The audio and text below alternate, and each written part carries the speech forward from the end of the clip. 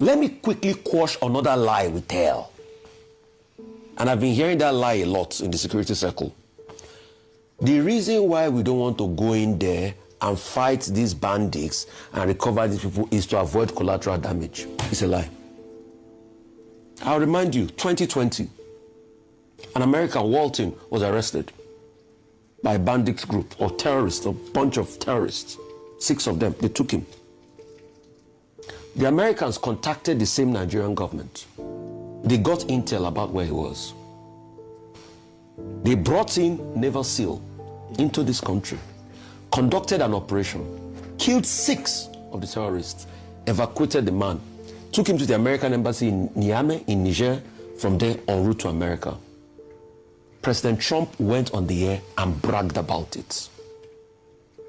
Our own, we never see the bandits being killed in a rescue. You heard what Professor Bolaji Akinyemi said that day. When we did everything and we're ready for the Americans to be able to fight Boko Haram, all of a sudden, as regards the Chibok girls, we saw that the gas mask, terrorists were already wearing them. The gas mask they were supposed to get. So who is doing the infiltration? And this pattern is repetitive. The question is, when next will it happen? And when it happens next, it's still going to be the same modus operandi. The government will never hear that in a rescue operation, they get these people killed. Every effort to get these people killed, they stop it. President Buhari, the first thing he did when he came into power was he stopped that agreement that the Jonathan government had with mercenaries. So you see, while we deceive ourselves with a false illusion that yes, they are back home, what were the terms and conditions? What did we lose? We lost the fear of the state, because the state is supposed to have the autonomy of violence. If there's any non-state actors that has more violence than the state, then go back to section 14, section 2. The protection and the security is hampered. Then what happens? The state has broken the social contract with the people. And I have a premise to call for the resignation of the president. So I think I've made that point clear. So while we celebrate, yes, but there's also shame. Egni is coming on us gradually. Ayo, let's time travel. If we were at this point in time in the 80s when the Metisani riot happened, and you read about the prowess of a military general called Muhammadu Buhari that chased this Metisani people into Chad, that was the height of the Nigerian army.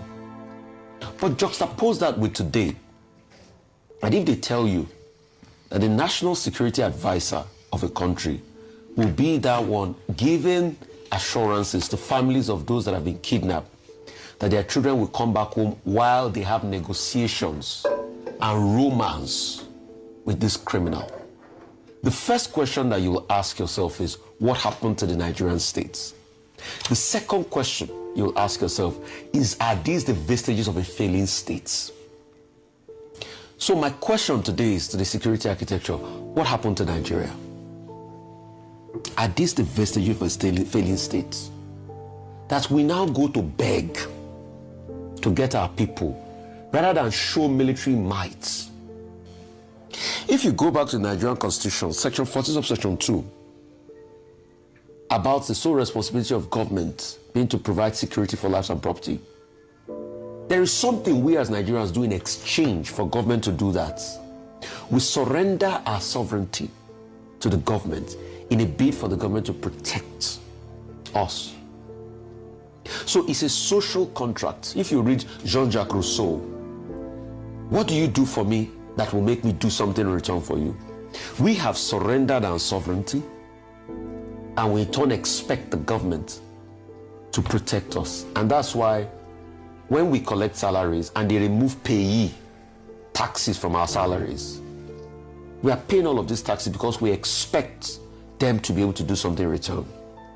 But when they now fail in that responsibility, then there's a failure in the social contracts.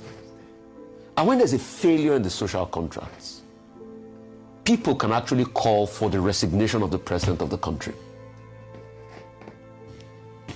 Because there's a failure in the social contracts.